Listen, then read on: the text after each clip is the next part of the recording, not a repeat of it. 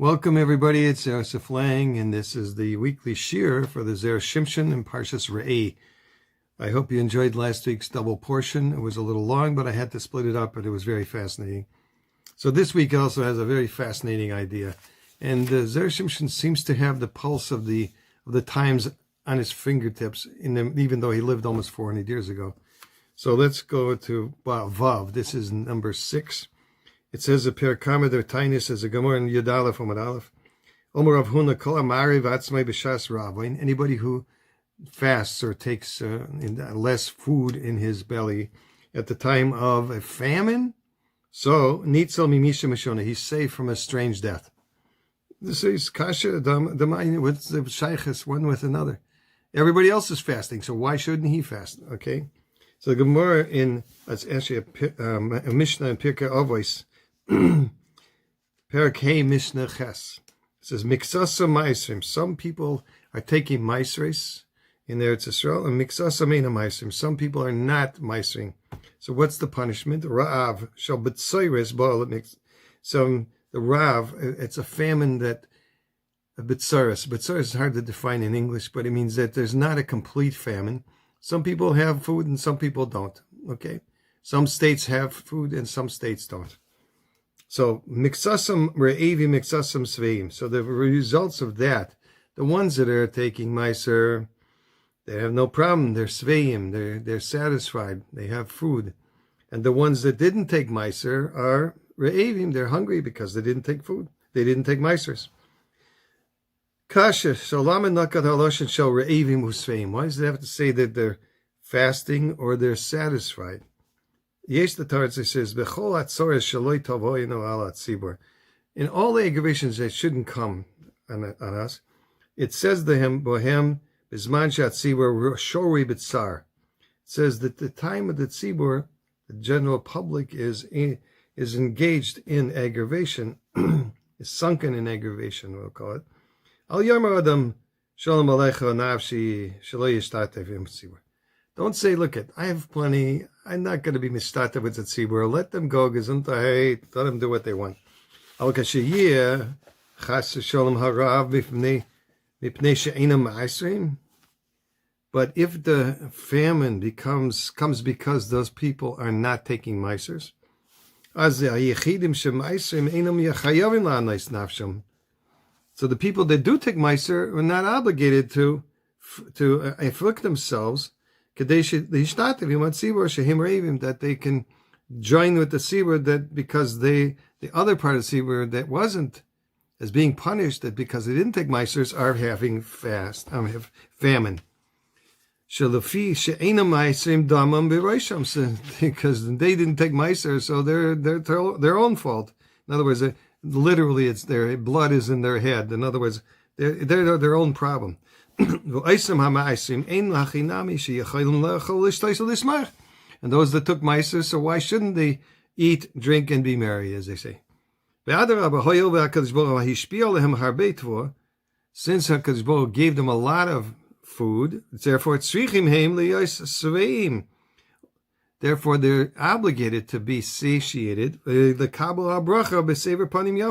accept the bracha of Hashem with a nice face. A smiling countenance, they call it.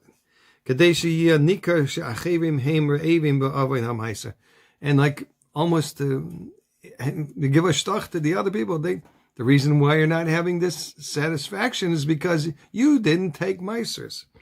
And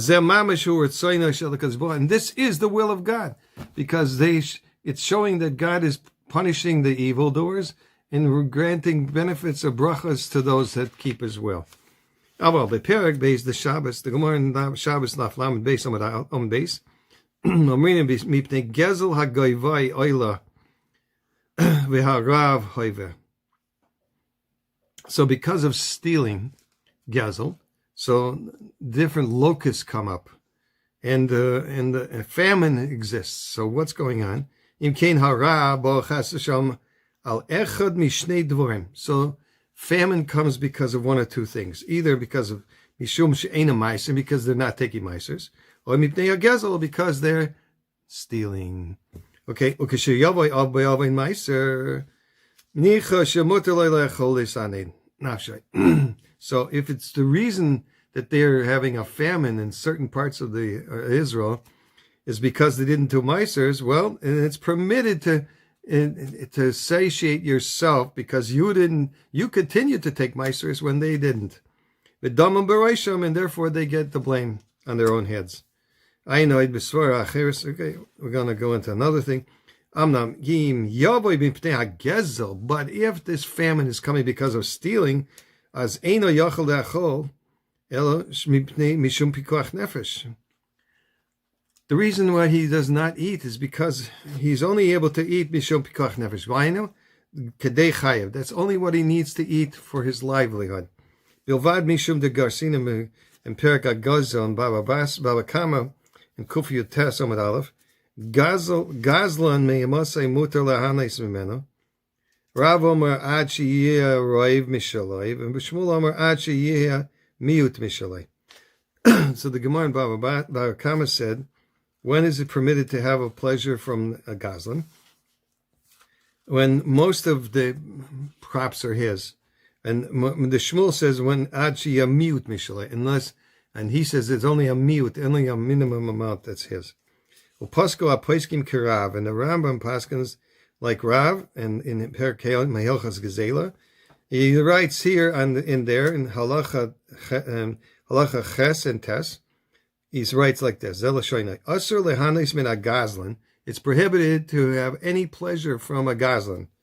V'chein davar sheches kasei ganov.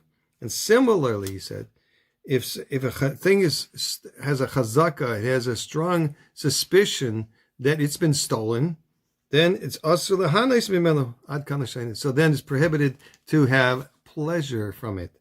Okay, kishiyesh gazlanim harbe ba'olam. And if there's a lot of stealers in the world, yesh lachu shema oisei adavar hu shu v'lekeach hu davar gazel. It could be that what he's eating is stolen merchandise. It was stolen. And therefore it's prohibited to have a pleasure from it. So what are we going to eat? In the Yalkut Shimoni in the Chezkel Remez Shin Mem Hei, a chamas kam lamata Russia. A chamas kam lamata Russia. Pasuk in Chezkel. Melamich is zakaf atzmai kemako. So the Gazlan himself erects himself like a stick. And he stands in front of Kadosh Baruch Hu. He said, "This is mine," right? The key yesh mimashas bechamas. Is there such a thing as tangibility in the chamas? Elarotzalam, he means to say, Kol advarim hanimtzaim ba'olam. All the things they're found in the world, hoyo ve'shehim kulam asurim. Since all the things in the world that don't belong to us, they belong to Kadosh Baruch Hu. So if you steal them, they're still not ours. They're all standing in front of Kadosh Baruch Hu. Like we said before, Al Apasa ki Mala ha'oretz chamas by Parshat Noach. Okay, that was the Gezar Din on them, right? They did all kinds of wicked things, but the Gezar Din was finally chamas. Stealing something, it's not stealing, it's just taking something that you're paying the man not what he's asking for. He asks for $2, you put down $1.50 and take the object and go buy Charlie Brown. No. So back to the guy that's not eating even in the time of B'tziris, which is not a full famine, it's a partial famine. So why is he fasting then? Because he's afraid that may be whatever he's eating is stolen merchandise. He's not willing to put himself into a doubt if it's prohibited or not.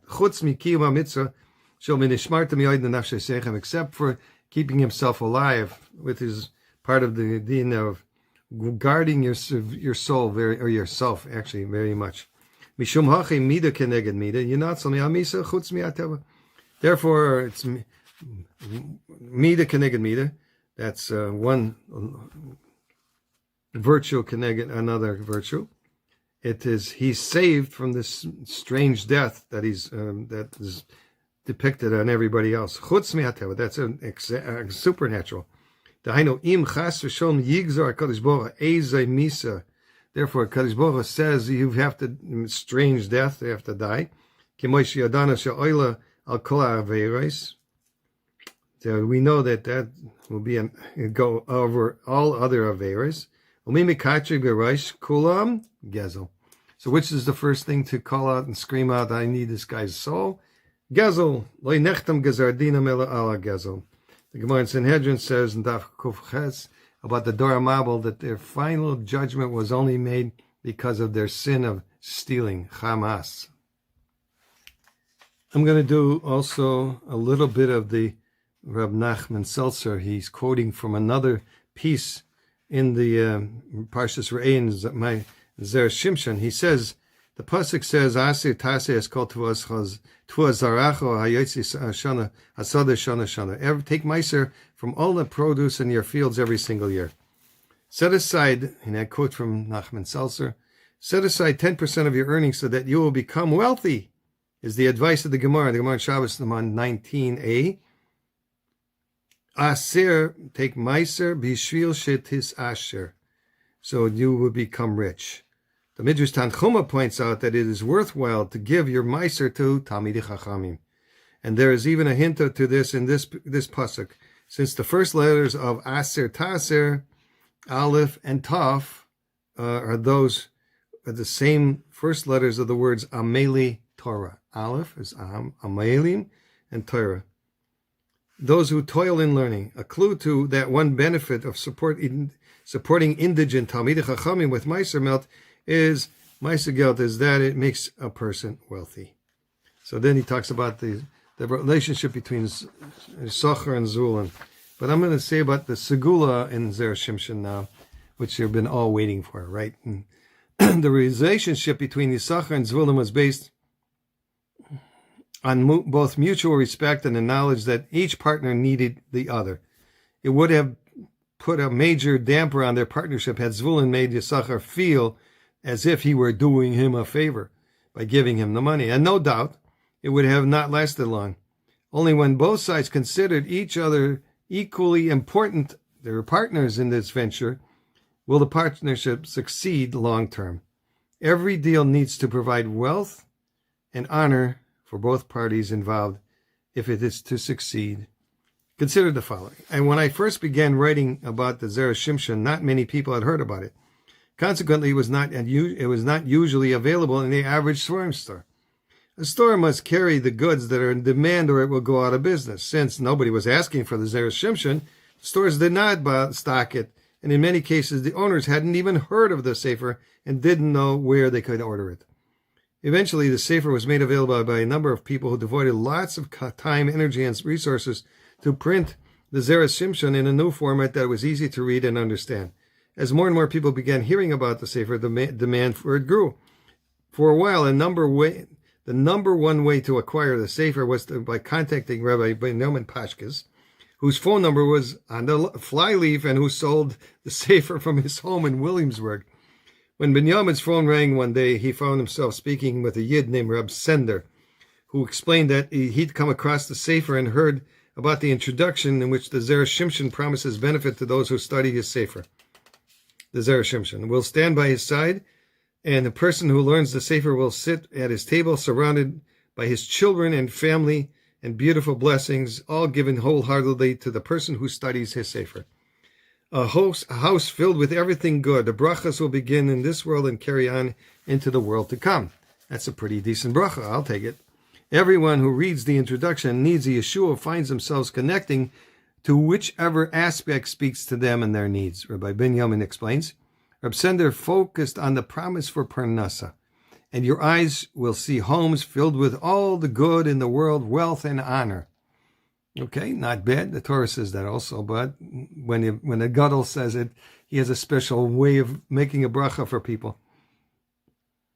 Repsender, you see, was in need of Parnasa and grabbed it onto the Zera Shimshon word as if it were a lifesaver. Rabbi Binyamin's Repsender, I have taken it upon myself to purchase the sefer and to study it every single day, and I'm hoping that I will be zeicha to a Yeshua in the area of Parnasa. Repsender paid Rabbi Binyamin Pashkes a visit 4 weeks later. How's everything with you? Rabbi Binyamin asked, welcoming him into the house. Baruch Hashem, something very interesting happened recently. Rabbi Binyamin motioned for him to continue. No, for the last year and a half, Repsender said, I have been trying to put together a complicated business deal with a very large company.